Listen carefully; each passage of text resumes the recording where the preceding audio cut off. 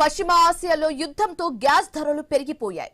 గృహ వినియోగదారుల LPG gas cylinder పై 60 రూపాయలు, కమర్షియల్ సిలిండర్ పై 115 రూపాయలు పెంచారు.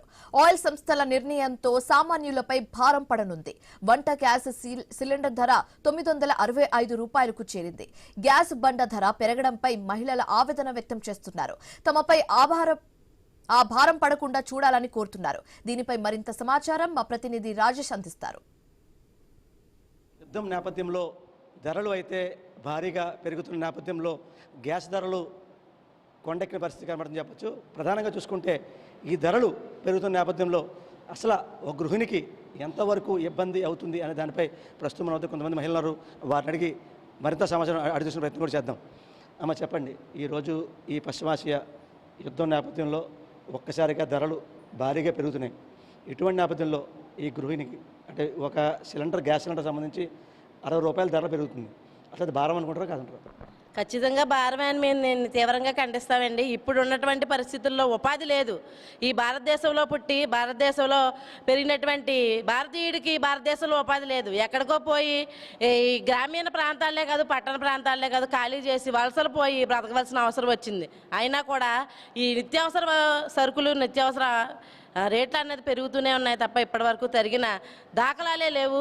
మరి ఇప్పుడు పశ్చిమాసియాలో జరుగుతున్న ఈ యుద్ధాల కారణంగా నిన్నటి నుండి కూడా గ్యాస్ రేట్లు పెంచారు.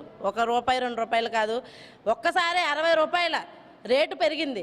మరి ఈరోజు గ్యాస్ రేటు పెరిగింది, రేపు ఆయిల్ రేటు పెరుగుతుంది, రేపు పొద్దున ఇంకొకటి పెరుగుతుంది. ఒక గృహిణి ఇప్పుడు ఇవాళ రేపు అన్ని రంగాల్లో ముందుకొచ్చి పనిచేసి తన ఇంటిని, తన బిడ్డల్ని, తన సంసారాన్ని చక్కబెట్టుకుంటున్న ఒక గృహిణి ఇప్పుడు ఈ నిత్యావసర వస్తువులు ధరలు ఎలా పెరుగుతుంటే గృహిణి ఎలా భరించగలదో, వాటిని ఈ సంసారాన్ని ఎలా నెట్టుకు రాగలదని మేము ప్రశ్నిస్తున్నాం. మేము దీన్ని తీవ్రంగా ఖండిస్తున్నాం. మరి కేంద్ర ప్రభుత్వాలకి దీని మీద బాధ్యత లేదండి?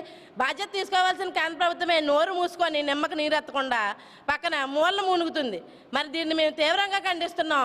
మరి మా ప్రగతిశీల మహిళా సంఘం శ్రీ విముక్తి తరపున వెంటనే ఈ నిత్యావసర ధరలను తగ్గించాలి.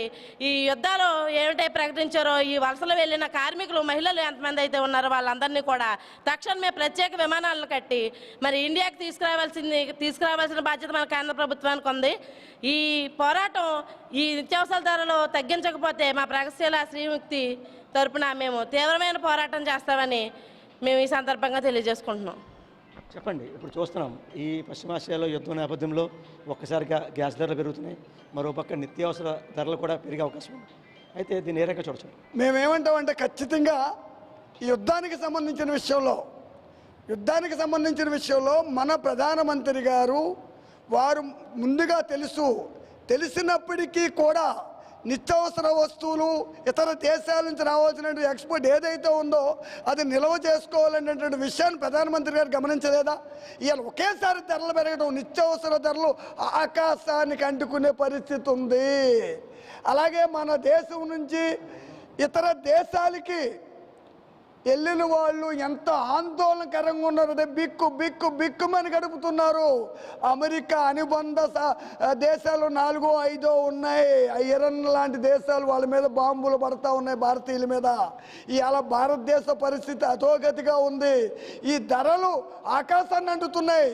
ధరలు తగ్గించవలసినటువంటి బాధ్యత కేంద్ర ప్రభుత్వంపై ఉంది. ఎందుకంటే ఈ ధరల మీద నిర్దిష్టమైనటువంటి కార్యాచరణ రూపొందించకపోతే ఈ ఆల్రెడీ ప్రజలు ఇవాళ నిత్యావసర ధరలు ఆకాశాన్ని పెరుగుతున్నాయి.